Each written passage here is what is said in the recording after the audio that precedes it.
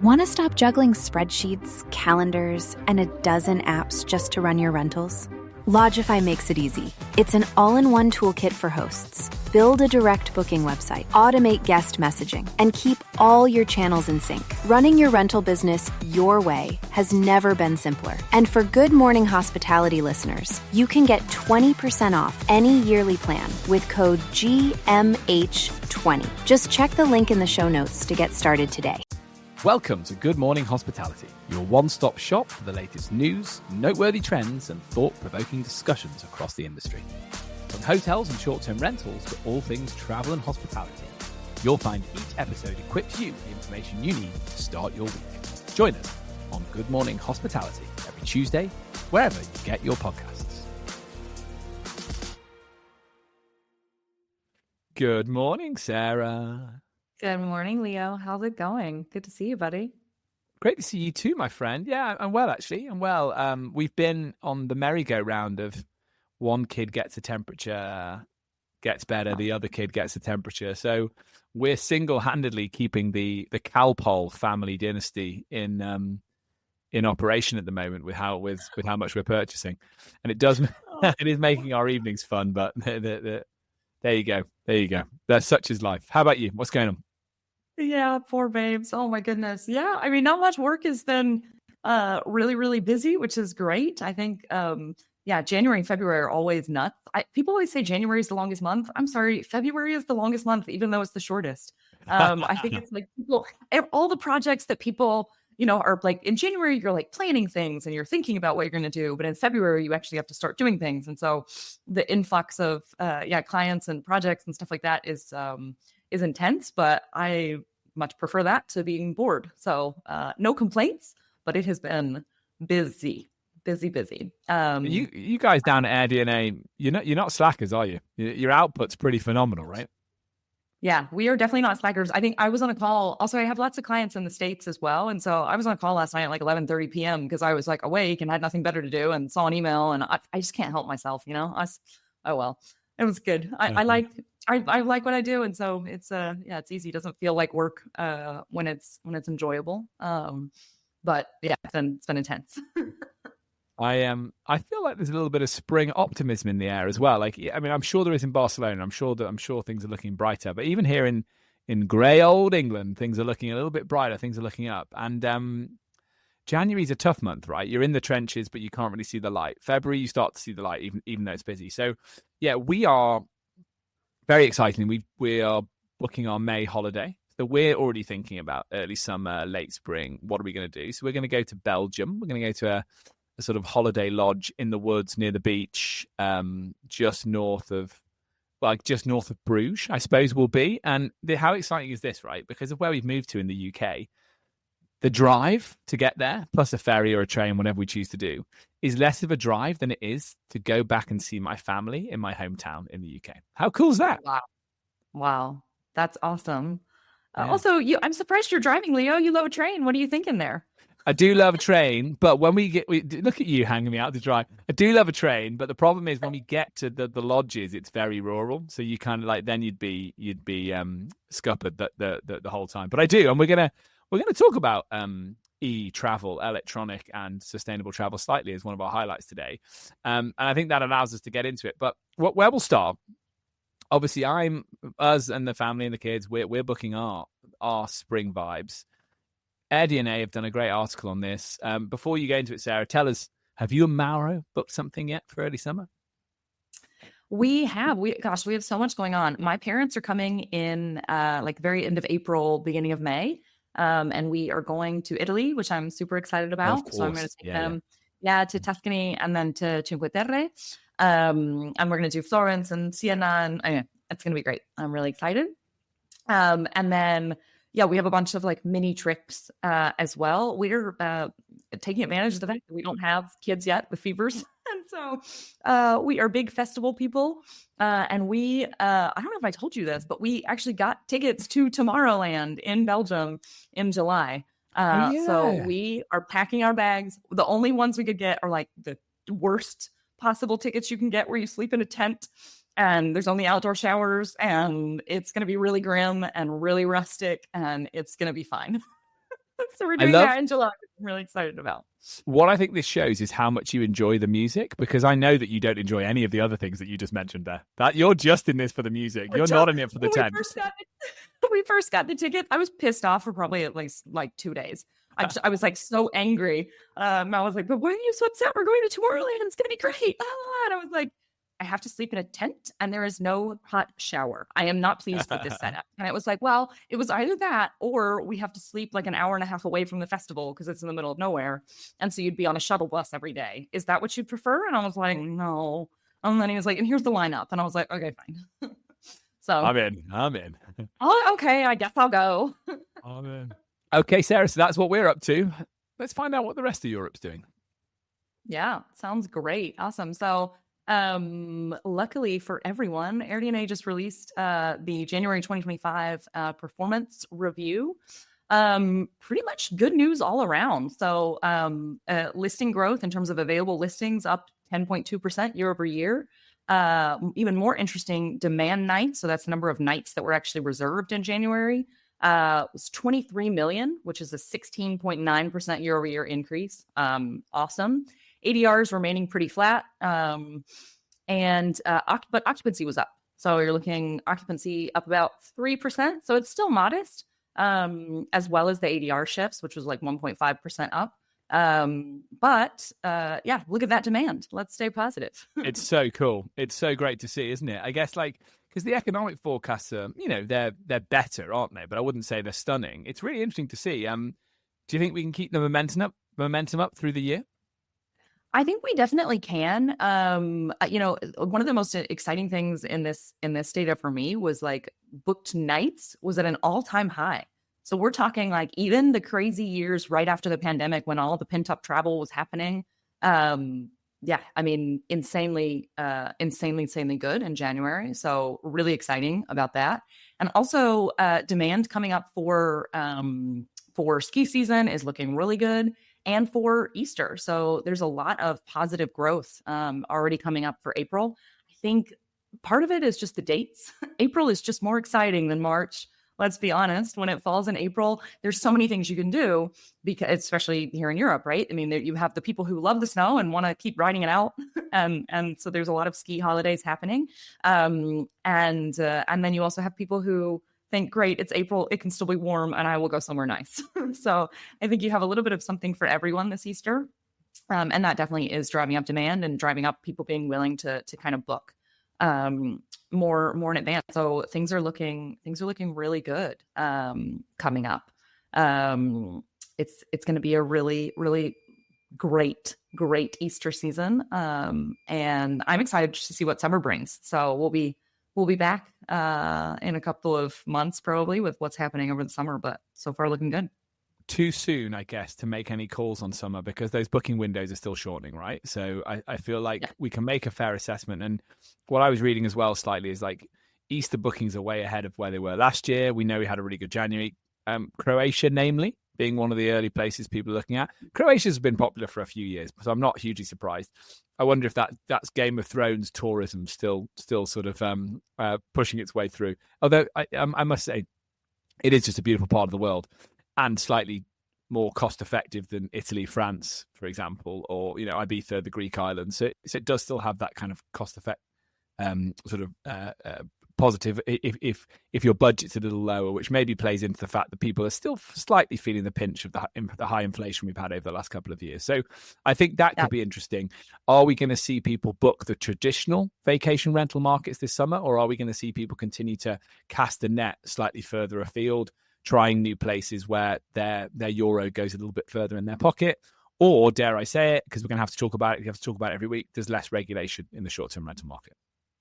Yeah, I totally agree. I think for me, the most interesting call outs were occupancy and ADR is more or less remaining the same. And that's because a lot of that new demand and increase in demand is being met by new supply in the market. And so, yeah, it's still for our operators out there, there's definitely still competition and they're going to have to do something unique to kind of stand out from the crowds. But all in all, it's good. The demand is there. Great.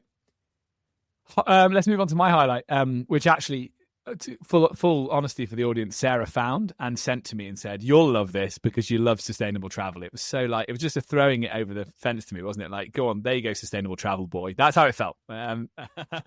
So I'm excited about this one. So the article saying, are eVTOLs finally taking off? And an eVTOL is an electronic vehicle takeoff and landing. So it's a light aircraft traveling between cities or acting maybe as a kind of taxi service or a courier service. Exciting. So it turns out that the alternative to flying, which we've been talking about for a while, is flying, but it's flying without using gas. Now, the interesting thing about this market is it's moving at record speed, as you'd expect from a kind of early stage sector. And it seems to be that the initial runners and riders are slightly falling away. It references German company Lilium and a company called Volocopter that have both had financial problems, but coming then a bit later to the party, but raising significant amounts of money, are Archer Aviation and Joby Aviation, or Joby Aviation, I'm not sure how it's pronounced, who have both raised over hundreds of millions of pounds. Joby Aviation in partnership with Toyota, which is really, really interesting. So I think this is one of those ideas that maybe is about to find its time has come. And why do I say that? Because there is an opportunity with AI to significantly improve the air traffic control management that would allow these vehicles to get into the sky. And also the technologies there. And I actually watched a couple of I went down the wormhole, Sarah, as you knew I would, last night. I was kind of watching this in bed. And these vehicles are fantastic. So they need like what they're calling vertiports. And because they set off and they just go completely up vertically and then they go across. So they're also saying this is a real dent into the helicopter market potentially, which again, helicopters are they're very, very expensive because of the amount of fuel they use. They're not particularly safe. We know problems happen there. So I think this is really exciting in terms of people hopping between cities. Why is this hot? Because we in Europe, and I think we've talked about this before, but we in Europe are more likely to try and find an alternative to taking the plane if we can, if it's a short journey, because we have the rail infrastructure in place. But culturally, there's more of I really feel like I shouldn't be taking this flight. In the US, I think there is no alternative. You have to take the flight because there probably isn't anything like the infrastructure you would need to like take a quick train. We know that. So culturally, it's different. Also, I feel that the green agenda is higher up the priority list in Europe than it is in the US right now. So again, potentially Europe has the opportunity to be a leader in this when it comes to investing in it. However, Europe's not great in investing in infrastructure, and there would be an infrastructure investment requirement in order to get this thing, pardon the pun, off the ground. So it's really interesting because I think as you would expect, a lot of these aviation companies are coming out of Silicon Valley. So a lot of the innovation's coming from the US. I think a lot of the political will sits within Europe, and it's about who can put those two things together. And what's really interesting is there's a lot of investment from the Saudis and other Middle Eastern players on this. And for them, I think it makes a ton of sense because they are very, very willing to invest in infrastructure. And the governments and the leaders there take an active position and are happy to subsidize industries like this. And to me, it feels that something like the eVTOL market, you could see being hugely popular in like a very kind of bougie place like Dubai, right? Like you go from one rooftop vertiport onto the next one. So it's really exciting. We're talking here about eVTOLs that have a driver, but have a pilot, but it won't be long before that market can be fully driverless. And that is also very exciting. That's where I think it has an advantage over the traditional helicopter market and potentially even the short haul flight market. And look, if you're an airline and, Joby have mentioned that they're in bed slightly with Uber and Delta. If you're an airline, why wouldn't you get in on this? Because, you want to take the plane to get you on that long distance, and then they get you into the airport and they get you onto a smaller light aircraft and get you onto your final destination. That's great. Like that is potentially seismic in terms of what that does to the travel industry. Because right now, when we're looking at flights, I'm like, okay, great. I'm going to, for example, I'm going to Denver next month. In April. So I'll fly to Denver. Imagine if then I see a link on Delta to say, great, which part of the city you're going to. You can get here from the airport and fly to this part of the city. So the opportunities are really endless. And whoever has that integrated journey, like if I can book that whole thing, that's potentially really exciting, right? I could start in my city, get an eVTOL to the airport, and end up eventually, after more flights and eVTOLs, in my hotel for the night. Exciting, right? It is exciting. I love these. I remember pretty much, I'm American, so I've been driving since I was like 16. And every time that I would be stuck in traffic, I remember thinking, when are those sci-fi movies going to be real? And I don't have to sit in this traffic. This is awful. And I recently moved back to Barcelona, to the city center, like a year and a half ago. But before that, I was living outside the city and I was driving in every single day. And every single day, I swear, I wish that I could just get in a nice vehicle that would drop me off in the city center. I kind of think that it's more interesting actually for issues of pollution and congestion of cars within the cities. I think it's going to make the cities more sustainable if we can get it right. I think it's a great alternative to public transportation, which actually we talk about infrastructure, but like I think about so many places that are outside the city center of Barcelona that need a good connection into the city center. And because there isn't one, people are driving individual cars. That's polluting. It's causing traffic. It makes the city noisy and awful. And so if we can get this right, I think I'm more excited about it for like the commuter traffic use case. I think that would maybe even be more, I guess it would be easier maybe to build the infrastructure because it is more hyper-local and is something that would directly impact the taxpayers. And so I think it would be easier to get something like that approved in terms of subsidies or in terms of government financing than maybe something that is like an alternative to normal airline travel. And then maybe I would see it going there for some of the short haul flights. But I think that's what I get most excited about with this. As always, I have to bring my healthy dose of cynicism.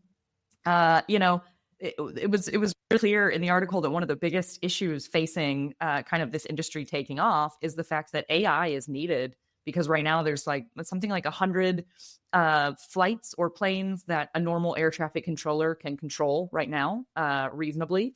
And so it has to be something that is going to be done by machines, not by humans. And there's a couple of problems with that. One, hackers. Can you imagine the mayhem when all of a sudden all of these eVTOLs crash into each other, or somebody gets in the system and decides to reroute them all where they go somewhere else, even if it's not even a tragic thing and it's just irritating.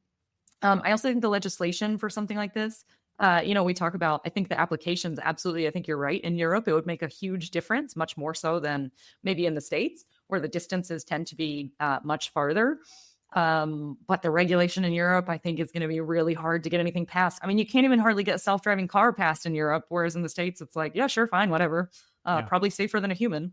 So I don't know. I would wish it would be true, and I wish that it was all perfectly regulated and everything would be great. But I think it's going to be a long ways away. I don't know if we'll see it in our lifetimes, Leo. I don't know. Stop it. Come on. We can't even, no, come on. Because one, we've got a pact on this. We're going to live forever. So let's not even go there. But two, come on, 10 years, let's say 10 years.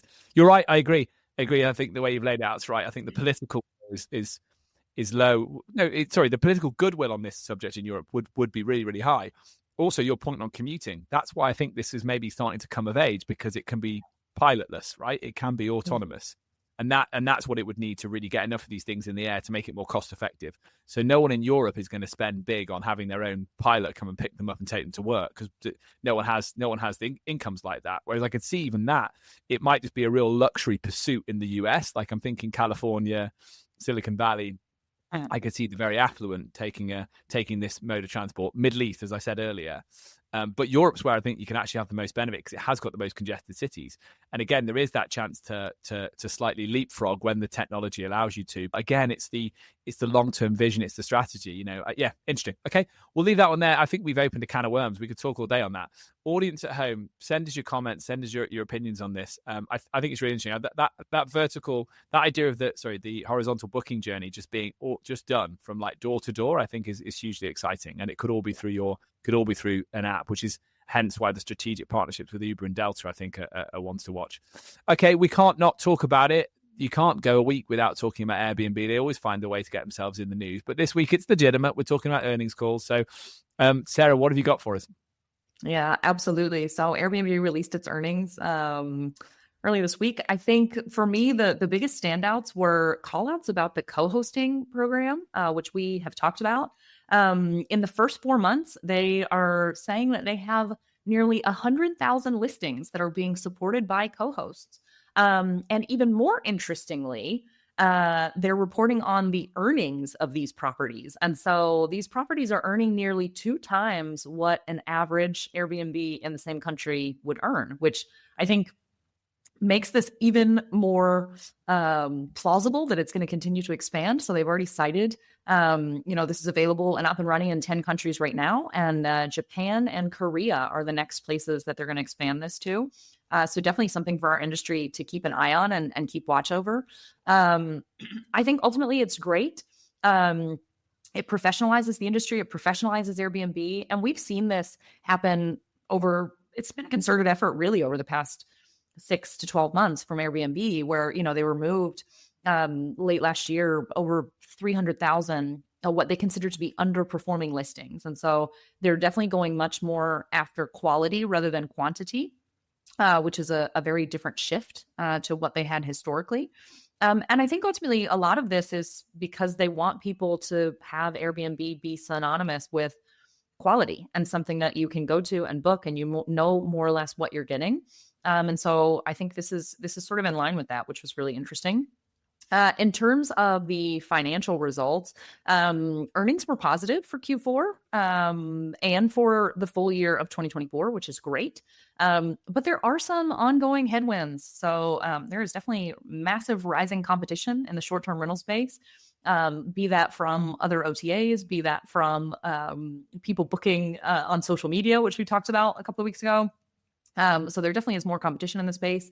And then there is also an imbalance of supply and demand as regulations are starting to tighten, particularly in more urban markets. And so this is definitely something to keep watch over. Airbnb sort of tempered the expectations of shareholders based on some of these headwinds. That they may not have quite as big of a boomer for the upcoming quarter as maybe people would have hoped.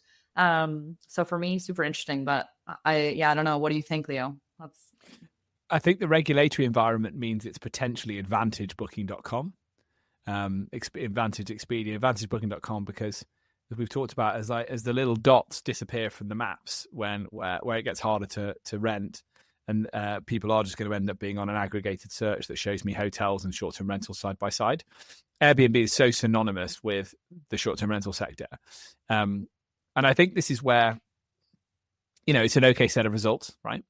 But we're talking about Brian Chesky's talking about their desire to have Airbnb used a couple of times a week instead of a couple of times a year. That's one of the quotes, right? So he's talking about being like lodging, long-term lodging and alternative accommodation and this idea that they're going to build more businesses. That's where it slightly falls down for me, because I think that they've done really well with the co-hosting network because it's so firmly in their wheelhouse. Like they have two customers. They have hosts and they have guests, and they sort of flip between treating their hosts really well and less well, and they've always treated their guests really well. But when I listen to other podcasts, which I do, honesty call, I listen to other podcasts, and I always get served Airbnb ads, I think, because of the things I click on, and they're making a huge play for hosts at the moment. Like, make some money from your home when you're out of town, or there's an event in your town, make some money, leave, all of that, like really, really, really playing into the host. That's their smartest move for sure. Like the co-hosting, it is a success, because I wonder, and we won't know from this data, how many of those 100,000 listings are being co-hosted by people who are also putting them on different OTAs and are properly managing them, or how many of them are just the person who lives around the corner who's decided to do your check-ins for you for a few extra pounds. It's really hard to know, and hopefully we'll get more clarity on it. I'm sure Eddie and I will be able to help with that later in the year when it's more established. But if that is the latter, if it is the people helping each other out, and then they're stopping those people, they're really reducing the chances that those people are going to go and book on a different OTA or even start engaging with a different OTA. So they're doing that really clever thing that Airbnb is good at, which is they're creating a microclimate.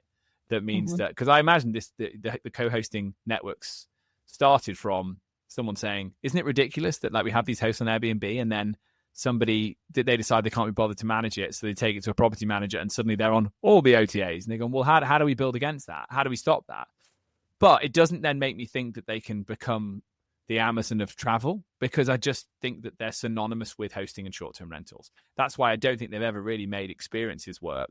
And I'll be proven wrong, of course. I'm sure when we look at, I'm sure experiences will come up towards the summer, and we'll talk about it and assess how experiences are going with Airbnb. But I just don't see them that way. I think people use them to book their holiday, and then they turn off the app until they're ready to book their next holiday. And then when they're in stay, they use it to communicate with their host. And I just think potentially talking in these bigger terms is what they need to do to show that they are that there's a reason to stay with them. But I think increasingly they're just going to stay in there. They're going to stay within their zone of, we make money from stays and we make money from hosts. What do you think? Am I being a bit too cynical? I don't think you're being cynical at all. I think you're absolutely right. I think this is exactly why the co-hosting initiative has really taken off, because it's core to what Airbnb does, and it's so well aligned to their brand. And I think that's why they struggled initially with experiences. I think that's why they're probably going to continue to struggle with a lot of these ancillary services as well, whether that's transportation to and from the Airbnb or something like that. I could maybe see the transportation bit a little bit more than like an experience. And I actually would challenge you a little bit on the experiences. I did a couple of experiences on Airbnb, and actually, like, they were okay. I think it would have been better not having come from Airbnb. I don't really know how to frame that, but I feel like for me, it would have been much better if the host had recommended, hey, by the way, there's this really cool tour if you're looking for, here's like 5 cool tours that are unique that you can do. So like one of them I did in New Orleans, and it was like a voodoo tour. And it was actually super cool. Like, we went into this like guy's house and like sat with his grandma, who like told us all these like cool voodoo stories, and we made our own little, not a voodoo doll, but like a little voodoo sachet, and like, then like went to his studio and like it was really cool. And it was unique, and I haven't found anything similar. There's a lot of like voodoo tours and voodoo stuff like that, but nothing that felt authentic.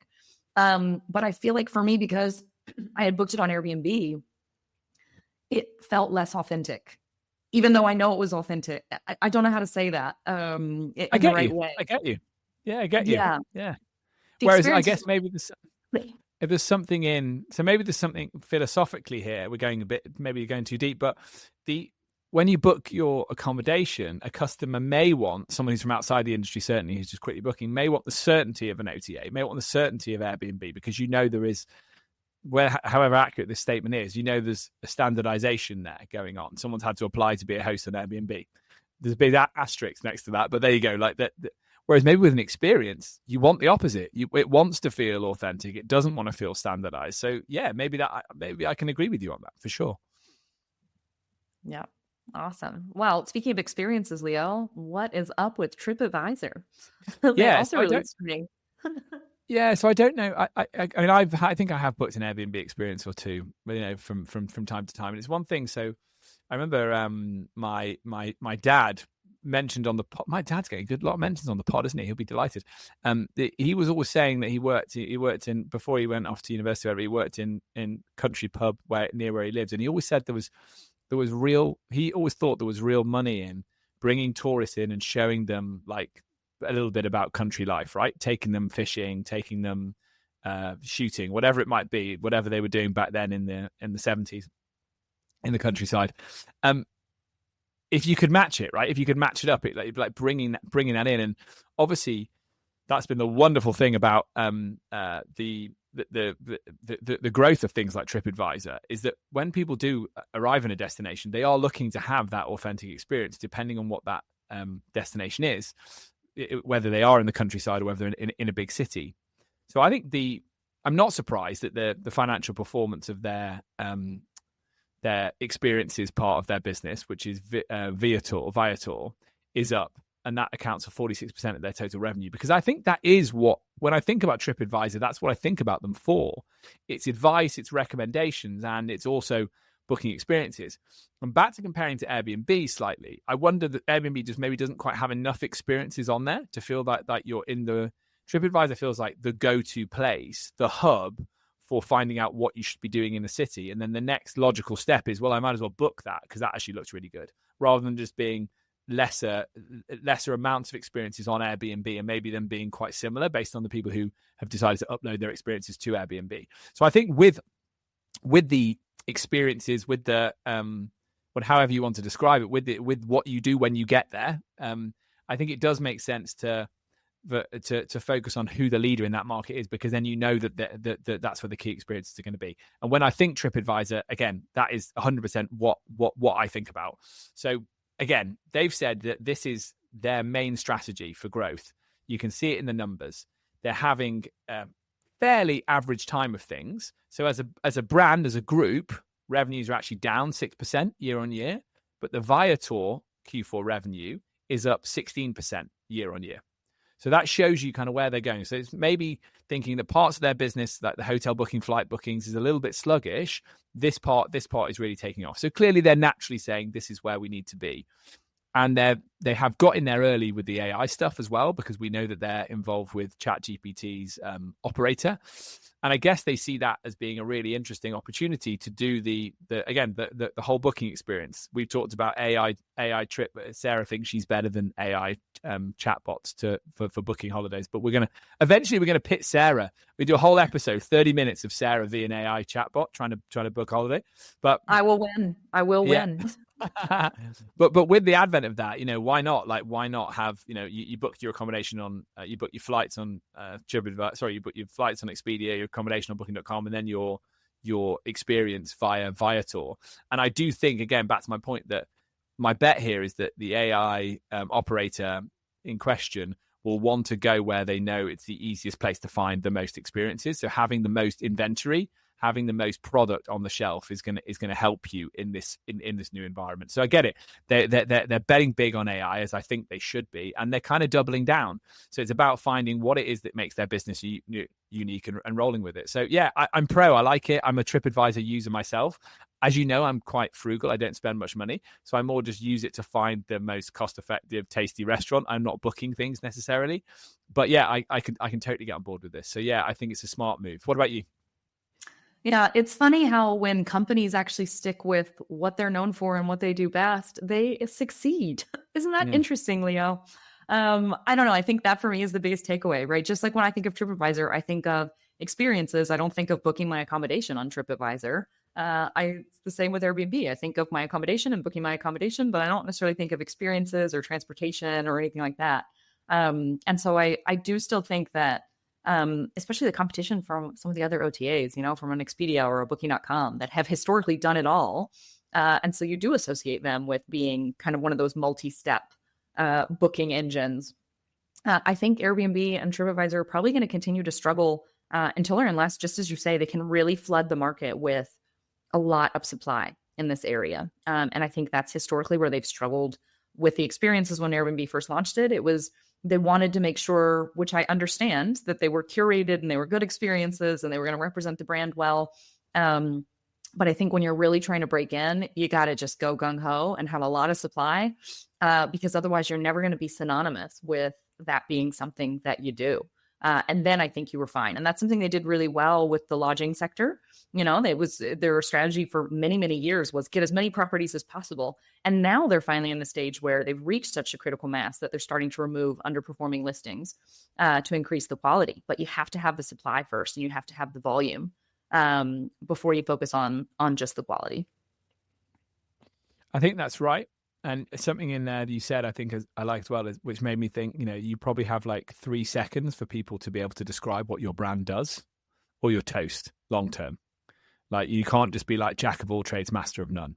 So, and I think you could say there's been a few missteps from, say, TripAdvisor, and now they're doubling down and going, well, we probably are the master of recommendations, reviews, and we can be the master of people then booking experiences.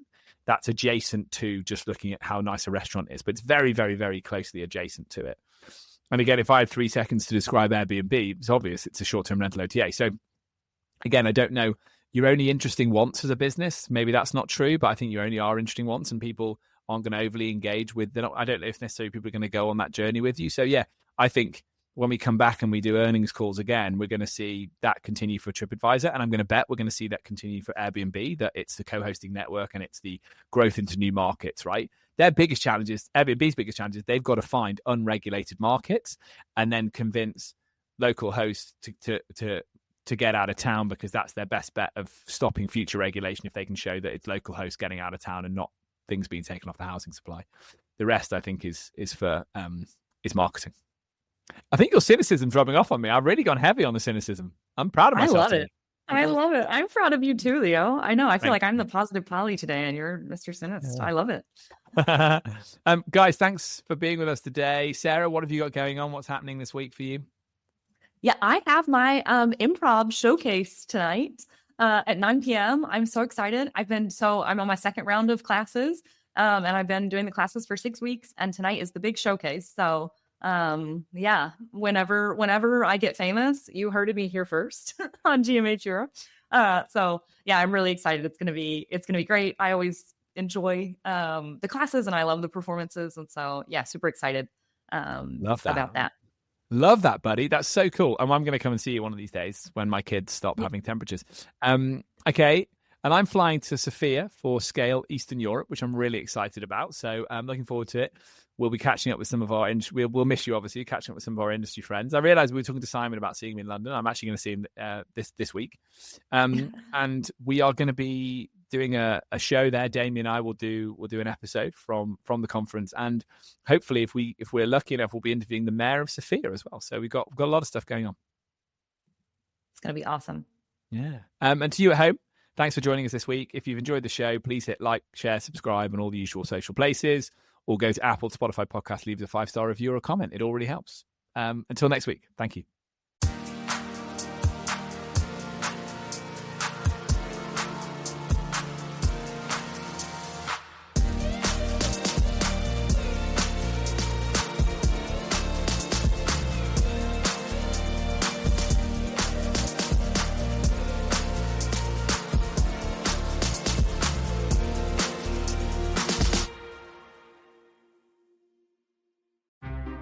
Want to stop juggling spreadsheets, calendars, and a dozen apps just to run your rentals? Logify makes it easy. It's an all-in-one toolkit for hosts. Build a direct booking website, automate guest messaging, and keep all your channels in sync. Running your rental business your way has never been simpler. And for Good Morning Hospitality listeners, you can get 20% off any yearly plan with code GMH20. Just check the link in the show notes to get started today.